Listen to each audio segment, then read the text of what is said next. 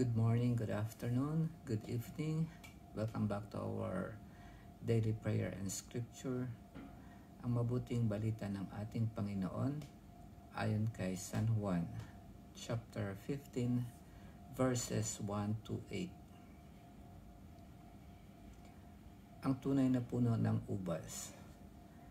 Ako ang tunay na puno ng ubas at ang aking ama ang tagapag-alaga. Pinuputol niya ang bawat sangang hindi namumunga at kanya namang pinuputulan at nililinis ang bawat sangang namumunga upang lalong dumami ang bunga.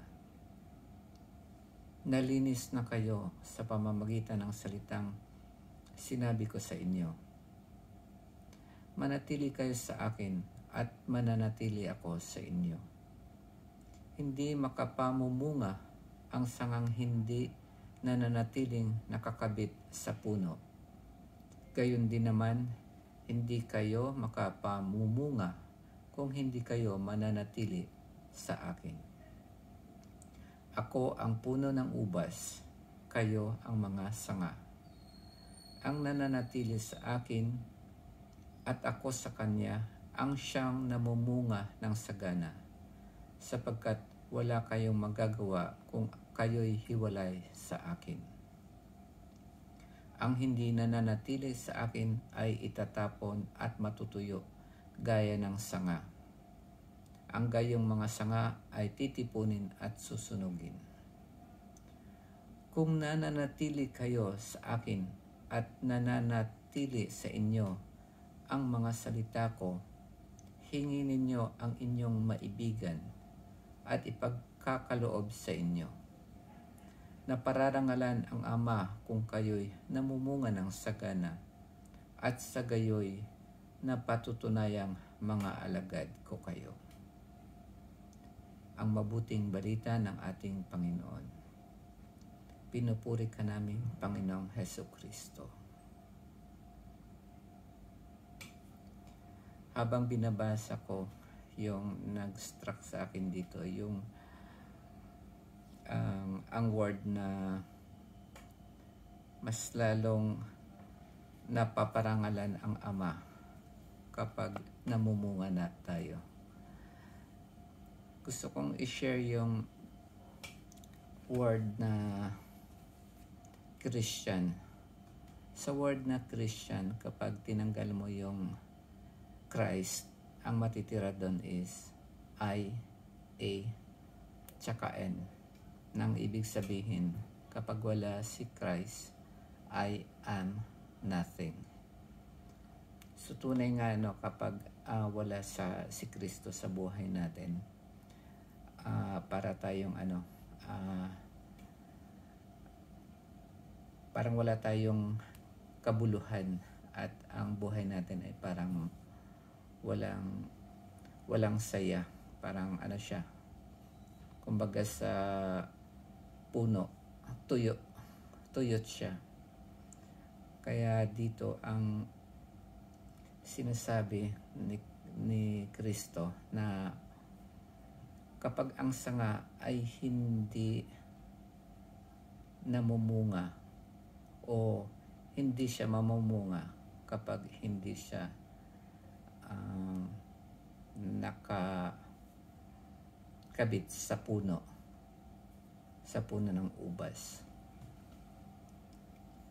Kaya nga kung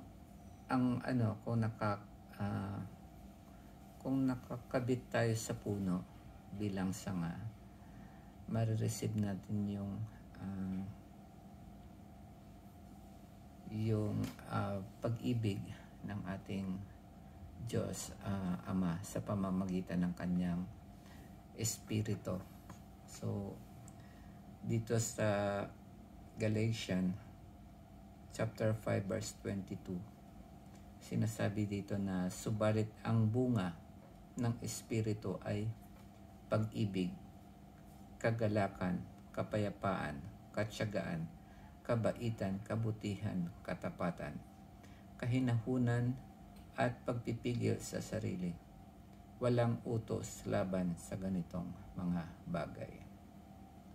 Kaya kung nakay Kristo tayo sa pamamagitan ng kanyang Espiritu, mamumunga tayo ng ganitong bunga ng Espiritu Santo. Walang iba kundi ang pag-ibig. At kapag hindi naman tayo kaisa ni Kristo at wala tayo sa Kanya, ang sinasabi niya rito ay itatapon tayo at ihiwalay tsaka susunugin na parang tuyo na sanga. Dito nga sa Matthew chapter 3 verses 10, sinasabi dito, ngayon pa'y nakaamba na ang palakol sa ugat ng punong kahoy. Ang bawat punong kahoy na hindi mabuti ang bunga ay puputulin at ihagis sa apoy. Ganun po ang mangyayari sa sanga na hindi na mumunga. Ibig sabihin lang, kailangan natin si Kristo para tayo ay mamunga. At minsan, ang sabi nga dito, sinasabi ni Kristo na yung sanga ay kanyang pinuputulan o kaya nililinisan. Kaya minsan sa ating buhay, nagkakaroon tayo ng mga challenges sa buhay. Yun yung parang fatherly, parang disiplina para sa atin, para tanggalin yung selfishness natin at yung matira lang yung pag-ibig sa ating puso. Kaya kapag dumaranas tayo ng mga problema at challenges sa buhay, hindi dapat natin ito ikalungkot. Subalit kailangan parang maging masaya tayo dahil sa pamamagitan nito, mas lalo tayong lalakas, mas lalong maitatama yung buhay natin. Kasi kung minsan, nagkakaroon tayo ng struggle kasi yung ginagawa pala natin is yung hindi pala kalooban ng ating Diyos. Parang yung mga ginagawa natin is sa pansarili lang natin. At hindi ito parang walang pakinabang sa